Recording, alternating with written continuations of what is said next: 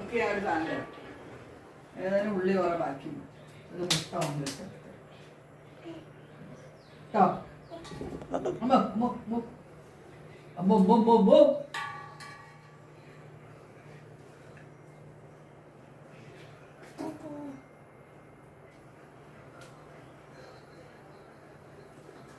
പാല് കഴിക്കണോ കട്ടൻ കാപ്പിയാണോ? പാലുണ്ടോ? പാലുണ്ടെങ്കിൽ പാലൊക്കെ കേട്ടോ. Okay okay.